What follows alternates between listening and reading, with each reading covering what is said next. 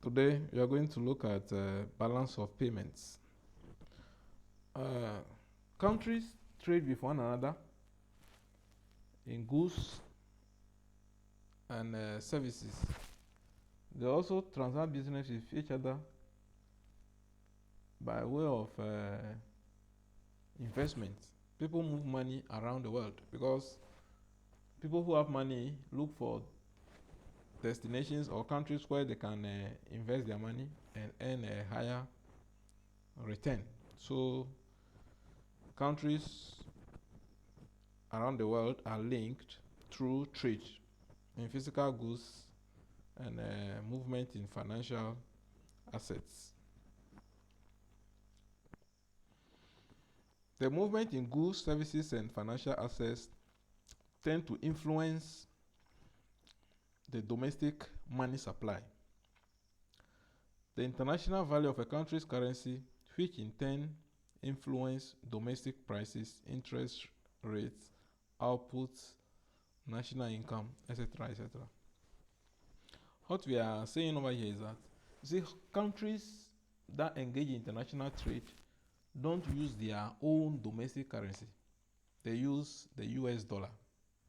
So for you to buy goods from outside, you need to change your currency into a foreign currency before you can buy goods with it from the rest of the world. The same way, if you go and sell outside, you are paid in foreign currency. And when you bring that money to Ghana, we don't spend foreign currency in Ghana. If you go to the market to buy, you don't buy a foreign currency. So you cannot use that foreign currency to buy. So what you have to do is to exchange this foreign currency for the local currency. Normally, Bank of Ghana prints money. So they have a large stock of the cedis. So if you bring foreign currency, they can buy the dollar from you and give you the cedi. So you can see that process of changing the dollar into the cedi and the cedi into the dollar can influence the domestic money supply. And as the domestic money supply is influenced, the value of the currency itself in relation to other currencies will also be affected. And that can go a long way to affect prices of goods domestically, interest rates, outputs, and GDP of a country. So when we talk of balance of payments, it's just a record that captures over a period the economic transactions of a country with the rest of the world. That is, when citizens of a particular country transact business with the rest of the world, the flow of goods, services, and is captured by what we call the balance of payment. So the balance of payment is just a summary of economic transactions between the residents of a country and its trading partners or the rest of the world. The typical transactions people engage in involves buying and selling of goods. Then people also go about investing in other countries. For instance, those who have money, they can come and invest in your treasury bills or in bonds in the bonds market in your country. And all these things involve transfer of goods and funds. Sometimes too, let's say you are a Ghanaian who has a child in the US schooling. That child has to pay school fees and take care of his needs. So monies could be also sent. Same way, we have a lot of Ghanaians who live abroad, and occasionally they send money home for investment or to support their families home. All these kind of transactions are captured by what we call the balance of payments accounts. Usually, Bank of Ghana is what takes care of this balance of payments accounts. So every year, they compile the balance of payment account of Ghana and they publish it in their annual reports. Balance of payments has generally three main components: the current accounts, the financial accounts, and the capital accounts. In some situations, only two components of balance of payments exist. That is, we have the current accounts and the capital account. There is no fixed rule about this. I've seen a lot of balance of payments accounts where we only have the current account and the capital accounts. And so in situations where the balance of payment is divided into only two components, the capital account also captures the financial account. So the current account portion of the balance of payments tracks the flow of goods, services, income, and current transfers. So the items contained in the current account. So the current account generally is concerned with currently produced goods and services. So some of the items that fall under current account of the balance of payment is merchandise trade. And merchandise trade has to do with physical goods that are sold, that are produced domestically but sold abroad, which we call exports, and goods that are produced outside but brought to Ghana for consumption, which we call imports. Then the difference between these merchandise exports and merchandise imports is what we call trade balance or balance of trade. So balance of trade can be positive or negative. If merchandise exports revenue exceeds merchandise imports, then we have a positive trade balance or favorable trade balance.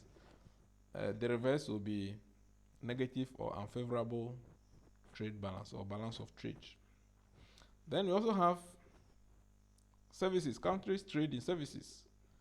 For instance, for you to fly from Ghana to America, you need to fly through an aeroplane.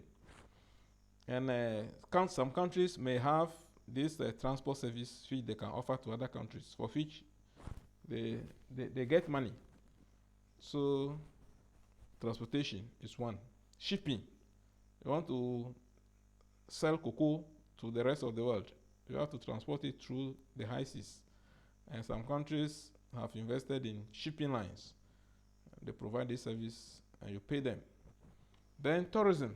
People travel around the world for sightseeing, relaxation, vacations, and the rest. And in the process, they spend money around the world.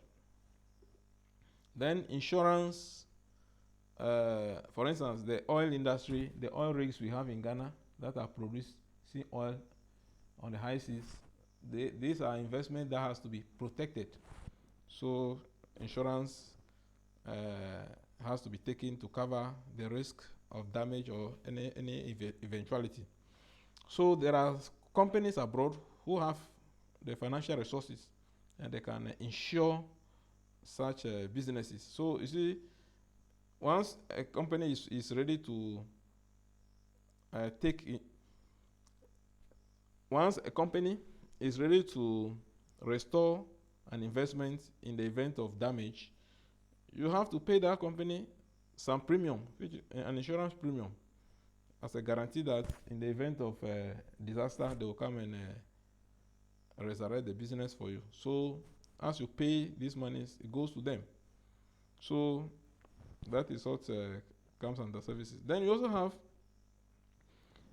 citizens that invest around the world. So people have, if somebody has invested in treasury bills in another country, or has an investment in a company in Ghana here, and every year they will declare dividends and interest and the rest. There are also foreigners who work in Ghana. When they work and earn income in Ghana, some transfer this income abroad.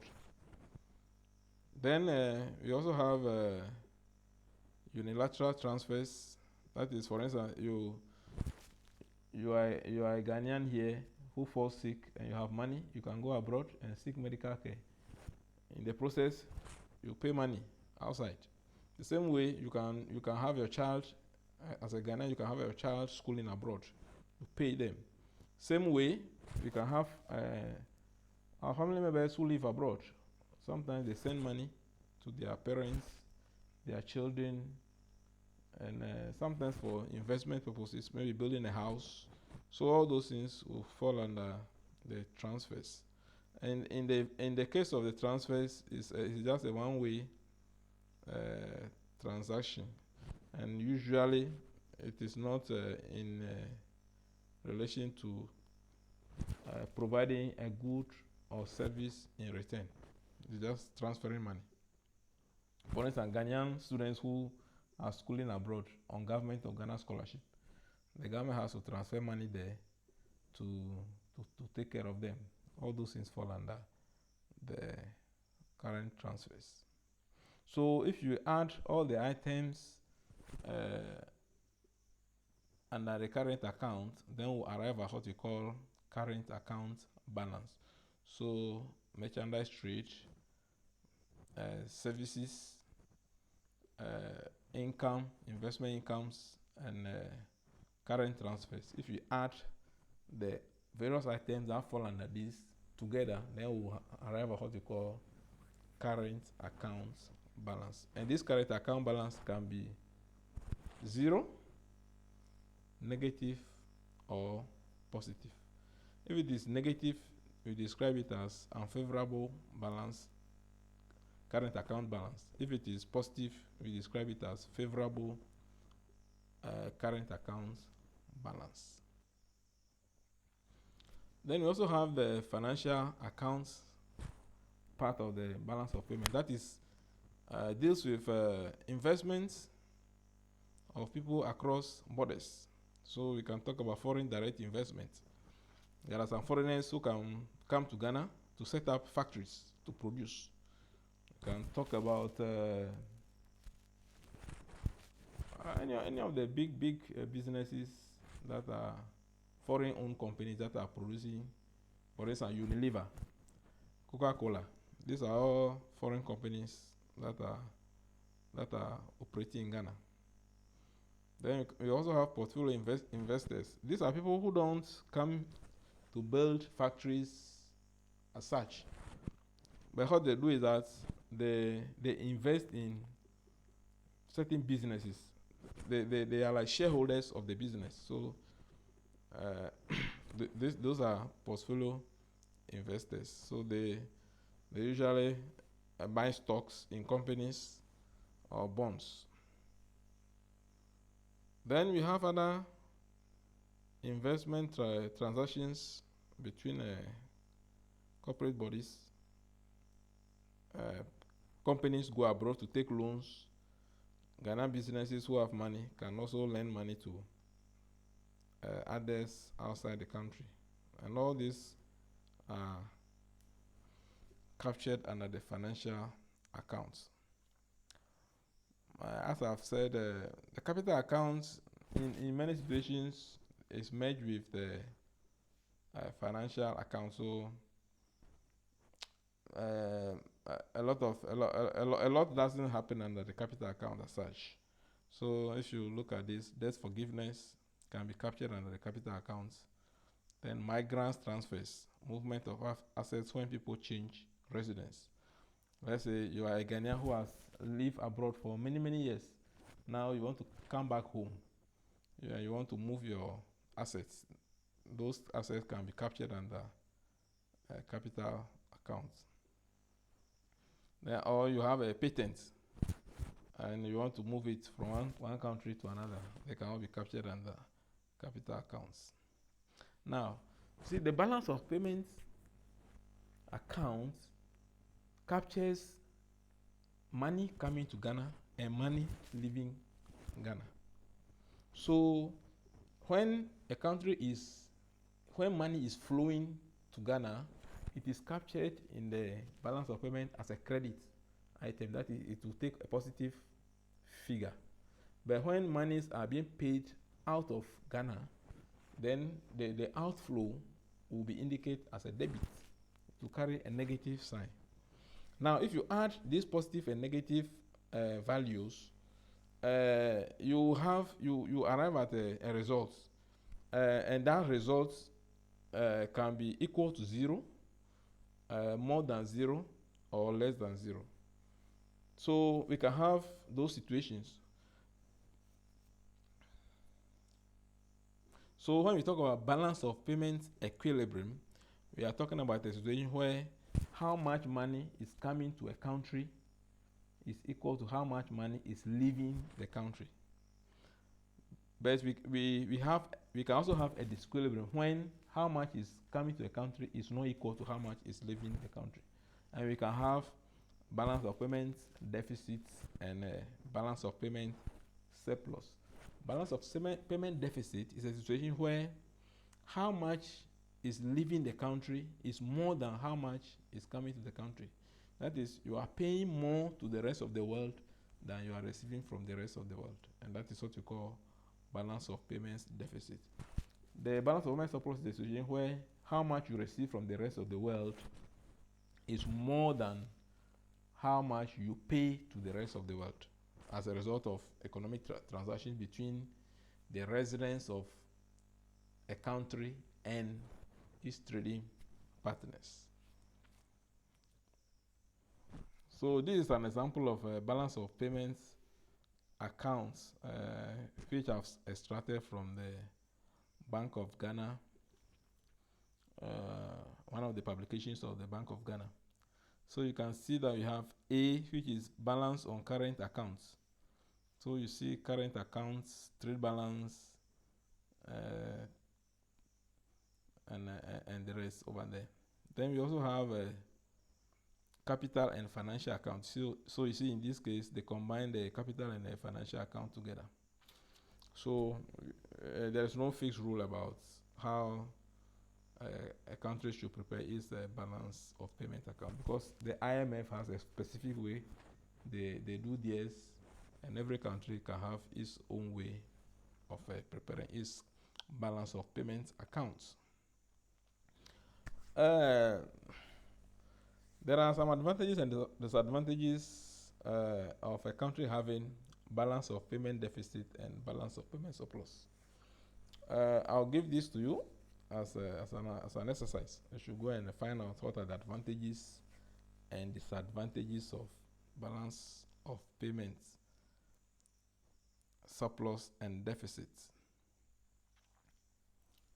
Now, if a country has a balance of payment disequilibrium, see, when there is a balance of payment equilibrium, that is how much you are paying to the rest of the world is equal to how much you are receiving to the rest of the world, it does not create any economic problem for a country. But when you have a disequilibrium, that is how much you are receiving is not the same as how much you are paying out, then this can have a problem for you, because you need to buy the dollar with your domestic currency, and once you are buying the dollar with your domestic currency, the dollar will now have a price. So that can affect things domestically. For instance, if somebody buys a dollar at a very high price and he uses that expensive dollar to import goods into the country, he's also going to sell the goods at a higher price. So balance of payments can have an effect on a country. For instance, the reason why we have this kind of fluctuation with our currency, sometimes the dollar is so expensive, at another time it could be less expensive, and that kind of thing. It's all because of international trade, because for you to trade, you need to buy dollars before you can sell abroad. And if you sell those goods before you can buy from abroad, for instance, you are an importer, you cannot take Ghana cedis to go to China or Dubai to buy. You need to change the cedis into dollars before you can go and buy there. Sometimes you don't need to physically change the money. Banks can do that on your behalf. But surely if you are traveling, you need some physical cash on you. You need, if you want to buy something, you need physical cash to do that. Maybe food, water, or any petty item, you need physical. So people who travel usually carry some physical cash with them.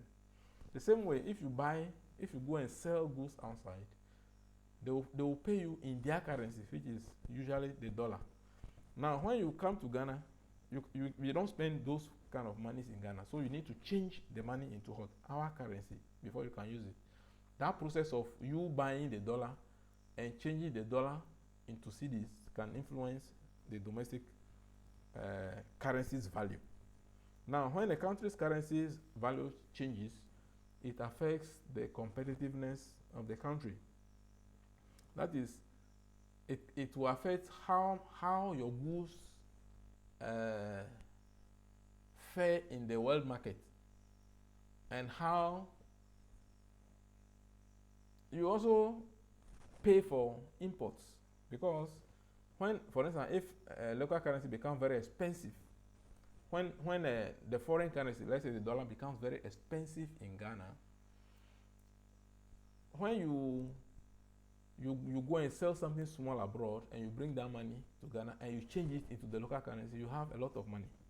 So what it means is that if you are in Ghana here, you can go and sell your goods abroad cheaply, because you know that when you come to Ghana and change the money, you get plenty cedis in return. So balance of payment disequilibrium can affect a country's currency, which can go a long way to affect a country's competitiveness.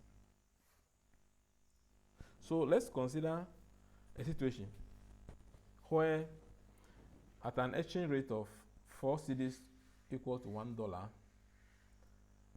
if you go to a typical supermarket and they are selling a 25 kg rice for 20 cedis, the implication is that the rice is imported at a price of $5, assuming profit is 0. Because if $1 is equal to 4 cedis, then $5 will be equal to what?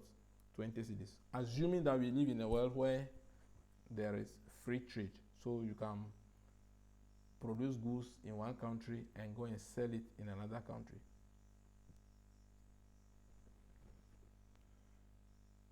But assuming that all of a sudden Ghanaians have developed a high taste for imported rice, so the demand for rice has increased. So what it means is that people who are into importation need more dollars to be able to import more rice. Now that the demand for the dollar has increased as a result of the increased demand for imported rice, the price of the dollar will go up. So it will move from 4 cedis to $1 to 5 cedis to $1. The dollar is the same, $1.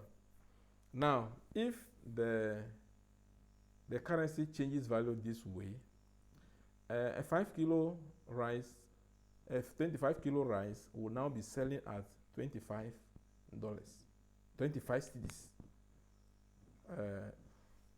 because the price of the rice is still $5. But now, with the exchange rate of 5 cedis to $1, the rice will now be sold domestically for 25 cedis per 25 kg rice.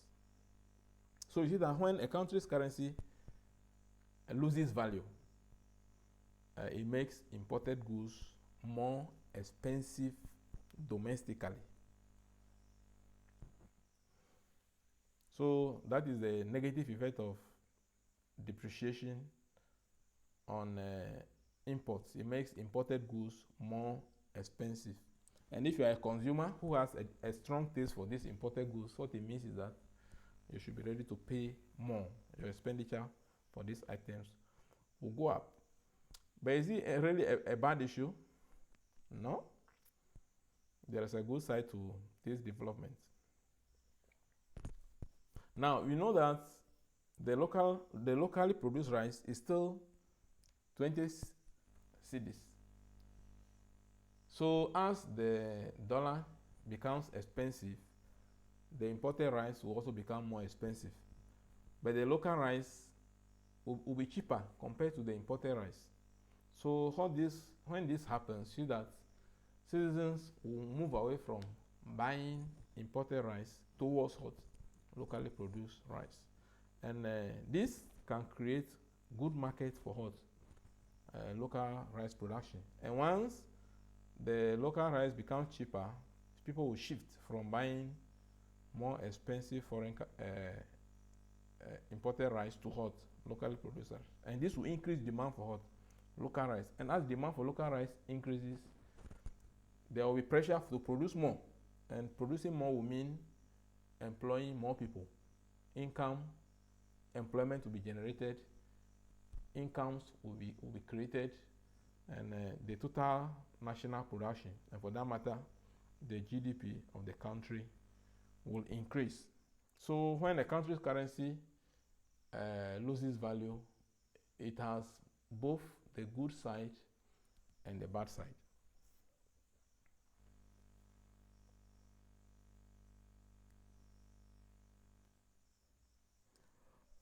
Okay.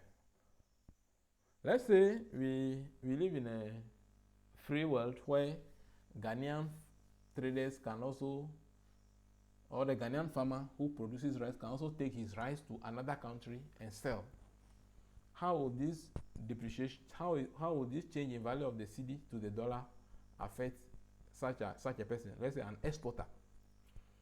You know, if the rice in Ghana is sold for 20 cedis and the exchange rate used to be 4 cedis to $1, then the Ghanaian can also go and sell that rice abroad for what? Only $5, and he will get his 20 cedis, which is the same as selling the rice home.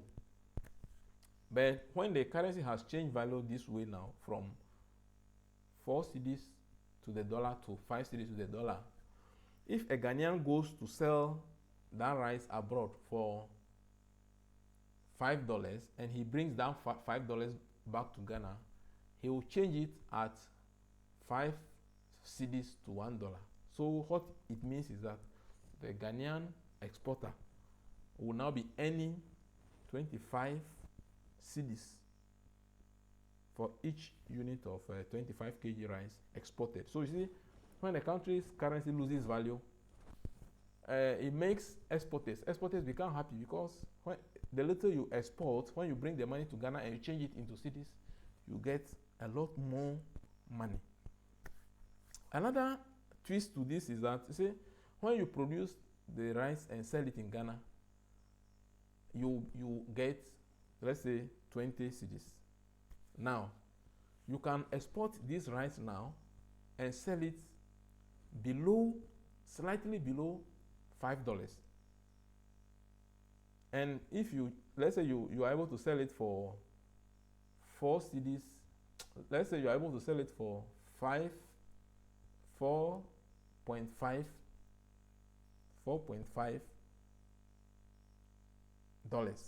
abroad. If you are able to sell this rice at $4.5 abroad, what it means is that you will be able to sell your rice at a lower price compared to your competitors over there who may be selling theirs at what? $5 per pack.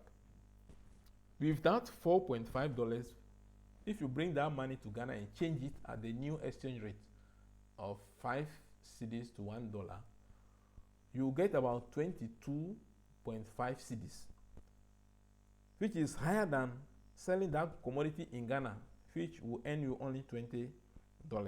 So now, see, the way the currency has become less in value, it allows the Ghanaian exporter to go and sell his commodities abroad at a lower price compared to that of her or his competitors in the international market. So you see that when a country's currency loses value, it creates some kind of international competitiveness for the country. A country becomes competitive abroad because you can now sell your goods at a lower price than your competitors. And if you bring that money back to your country, you still get what you would have gotten if you were to sell the commodity home. So that is one of the good sides of a country's currency losing value. It is not always a bad thing. In Ghana, we make it look as if a country's currency loses value, then it is a bad thing. It is a bad thing in the eyes of many people because we are consumers of imported goods. If you are a businessman who produces goods and sell in the domestic market or sell it abroad, anytime the currency depreciates, you'll be happy because it will allow you to sell your goods abroad cheaper, and whatever you sell abroad, when you bring their money to Ghana and change it into the local currency, you get more money. The reverse situation will hold when the currency appreciates. When the currency appreciates, it makes importation of goods cheaper, and that is what consumers are happy about. So Ghana here, people always want the cedi to be stronger against the dollar so that the goods that we import can be cheap for the consumers to buy. But don't forget that when goods become so cheap as a result of a strong cedi, these cheaper goods are coming to compete with locally produced goods. And when that happens, people will not buy locally produced goods again. And what that means is that the local economy will be destroyed because you produce goods and people will not buy it because they will see it as expensive. And when that happens, you are going to close down the business. People will lose jobs and unemployment will take place. And people who were previously earning income from that employment, they will lose the job. So you can have the goods cheap on the market, but you are unemployed. You don't have any income, so you can't access the goods. So that is one of the negative aspects of having a strong currency. If you also have a strong currency, the negative effect is that if you want to go and sell abroad, you now have to sell the goods abroad at a higher price, because if not, when you are changing the foreign currency back to Ghana cedis, you will lose. So for instance, if previously 4 cedis is to $1 and now it is 3 cedis to $1, for you to sell goods abroad and earn 20 cedis back in Ghana, you need to sell these goods at a higher price, like $7 abroad. Don't forget, other people are selling it $5 and you are now going to sell it at $7, so that when you change the money, when you bring that money to Ghana and change it, you get something close to your heart, 20 cedis. And you need to sell the commodity abroad between 6 cedis and 7 cedis. 6 cedis and what? 7. You need to sell the good abroad between $6 and $7. You can work out the exact amount. So it's between $6 and $7. When you sell it abroad and you bring it to Ghana, you change it at the exchange rate of 3 cedis to $1, then you'll be getting something closer to what? Your 20 cedis, as you could have obtained home if you were not to go and sell in the world market. So as your currency becomes strong, it hurts your economy. One, it reduces a country's international competitiveness. What do we mean by that? Ghanaians who are selling abroad will now have to go and sell at a higher price. And we all know that the higher the price, the lower the demand. What it means is that the demand for Ghanaian goods abroad will fall. People will shun Ghanaian goods because they become expensive abroad and they will go in for cheaper ones from other countries. So when a country's currency becomes stronger, it loses that international competitiveness. And the other side is that it will make imported goods cheaper in your country, meaning people will shift from buying locally produced goods to what? These cheaper imported goods. And this can destroy local businesses, create unemployment, and cause economic collapse. So that is, so you can compare it to see whether it is good for a country to have a stronger currency or a weaker currency.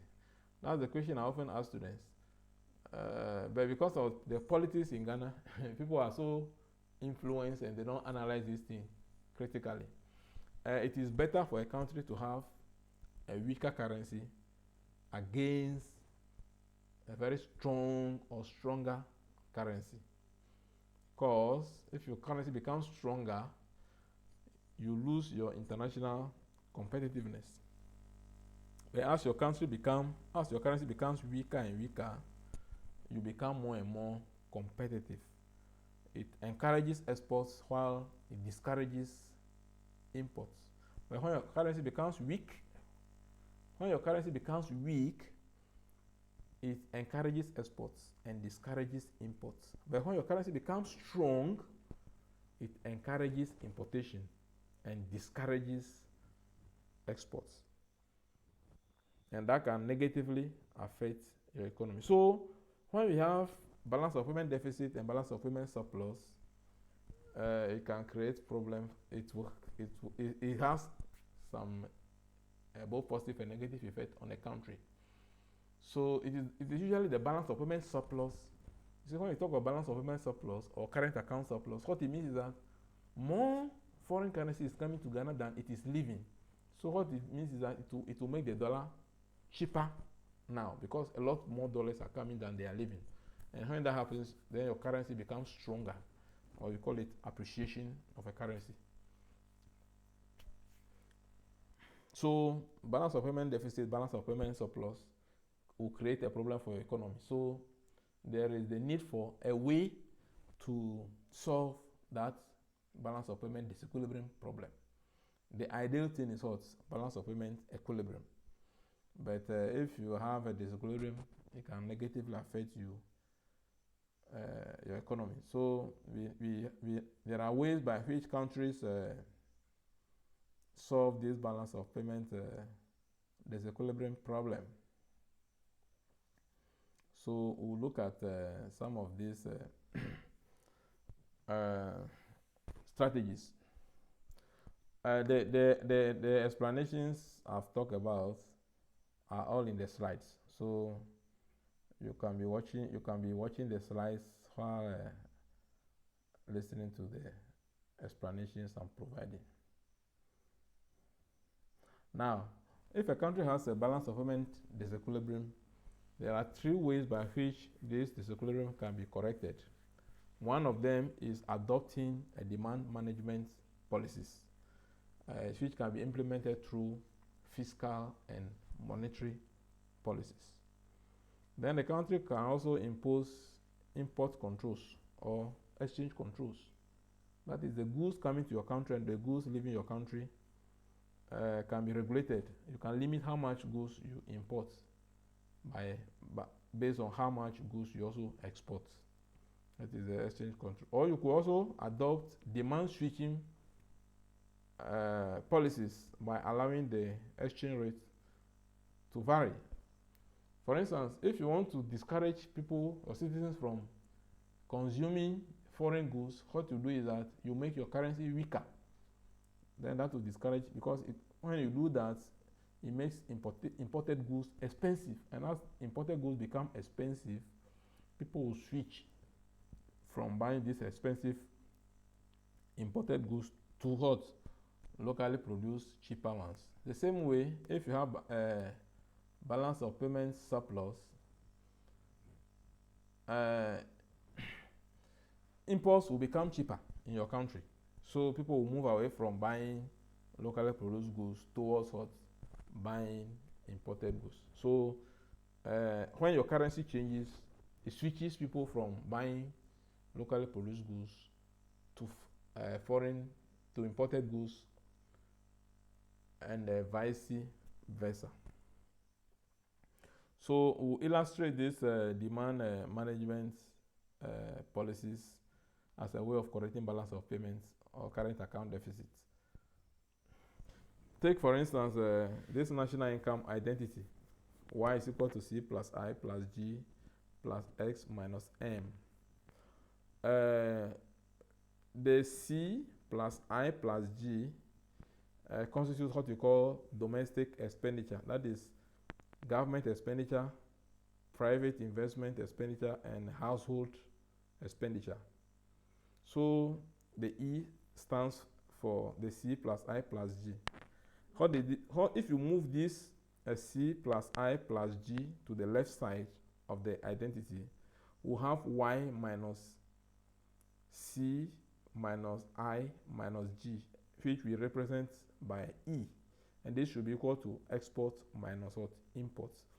We can use the export minus import as a proxy for current account deficit, current accounts balance, and for that matter, balance of payments position of a country.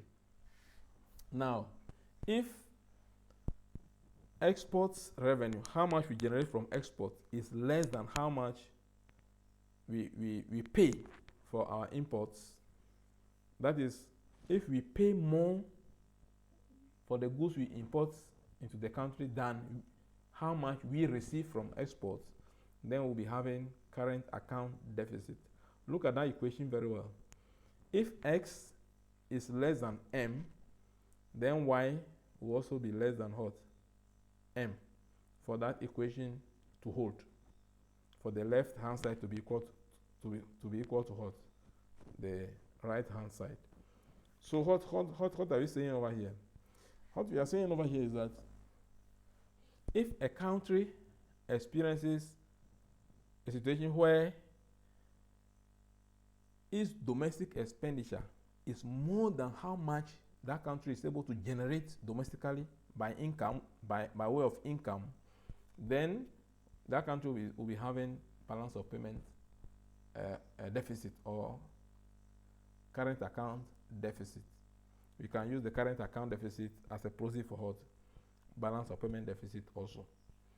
So we have this situation. So if a country is spending more than it is earning, then it will have a situation where there will be current accounts deficit. So how do we solve such an issue? If you want a situation where we move from a deficit to a surplus, or at least to an equilibrium, then look at the expenditure side. Income is less than expenditure. Income and expenditure, which one is easy to vary? If you want to restore equilibrium in this case, since income is lower than expenditure, one way is to increase income. Once income increases, the current account deficit problem will be solved. But it is not easy to increase income. So the obvious choice is to reduce expenditure. So once expenditure is reduced, the balance of payment, that is the current account deficit, will be removed. Don't forget that government, the E, which is C plus I plus G, can be affected by taxes. For instance, if the government increases taxes, it will reduce how much disposable income you have as an individual, and for that matter, how much you can buy. So the C will be affected. As the C becomes smaller, the E will also become smaller. The government itself can also reduce its expenditure, which is a typical IMF recommendation. So if you want to solve the balance of payment problem, government can increase taxes so that the C part reduces. Government can also, central bank, for instance, can also raise interest rates so that it becomes more expensive to invest. People will not want to go to the bank and take a loan because it will be expensive loan. So when that happens, the I, investment spending, is going to fall. So falling, when C falls, when I falls, and when G falls, they will all reduce the E, and expenditure will come down to be at par with what? Income. And that is domestic, that is management of demand. Then government expenditure itself can also create current accounts imbalance. So let's take this national income identity again. y is equal to c plus I plus g plus x minus m. If you subtract t from both sides, when you do that, mathematically it doesn't change the equation or the identity. So y minus t will be equal to c plus I plus g minus t plus x minus m. Now, we learned earlier that y minus t is called disposable income. So if you have disposable income and you subtract your expenditure, consumption expenditure from it, what you arrive at is private savings. So we have disposable income minus, so it is just, we are just manipulating the identity. So we have y minus t is the same as disposable income. So we can, in place of y minus t, we can put the yd over there. Then we can move the c to the left side. And if you move the c, so your income minus your expenditure will be equal to what? Your savings. So disposable income minus personal or household consumption spending is equal to savings. So the left side can be S is equal to I plus G minus T plus X minus M. Now, if you move the I from the right hand side to the left hand side, we'll have S minus I, which will be equal to G minus T plus X minus M. If we assume that savings is equal to investment, then it means S minus I will be equal to 0. And we'll assume that savings is always equal to what? Investment. If that is the case, then we can move G minus T to the other side. When we do that, the signs will change. Negative T will become positive T, and positive G will become negative G. So we'll have this expression T minus G will equal to X minus M. Don't forget, the T is the tax revenue generated by the government, and the G is the government expenditure. If government revenue, which is the T, is greater than what?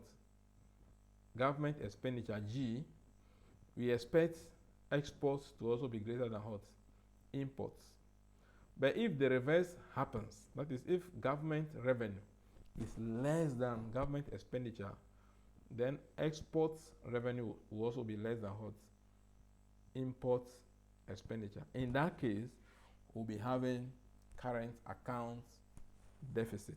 So one of the ways of incurring current account deficit is a situation where government expenditure exceeds government revenue. So if this becomes a chronic problem, which you have to solve, as I said earlier, we want a situation where we are closer to balance of payment equilibrium. We don't want disequilibrium situation.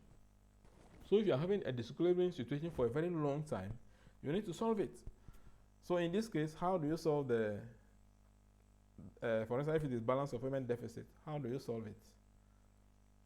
You need to reduce government expenditure, because the only way you can solve this problem is to increase. You can also increase, either you increase the tax revenue or you decrease the government expenditure. It is not easy to increase tax revenue, because when you try that, people will complain. And Ghana government, being careful of the reaction of the people, will not want to go on that path. So the easier way is reduce government expenditure. And usually that is what the IMF recommends to countries to do, reduce government expenditure. But what does it mean to reduce government expenditure? What it means is that the government's ability to provide certain services to the citizens is going to be reduced. So that is when people will start talking about abolishing teacher training allowance, abolishing nurses training allowance, cancelling free SHS, and all these kind of things. These are things that will hit the poor people harder. And because of this kind of IMF prescription, people always hate the IMF. But what they suggest is the truth. And if the government is able to cut its expenditure, it will be able to solve the current account deficit problem. What about if it is the current account surplus? If it is the current account surplus, then we expect export revenues to be greater than what? Import cost. In that case, the tax revenue will also be higher than what? Government expenditure. So to reduce the surplus, government expenditure has to increase to solve that balance of payment surplus problem. So we can have a situation of deficit and surplus. We'll end this segment of the lecture and continue with exchange rates policy another time. Thank you very much.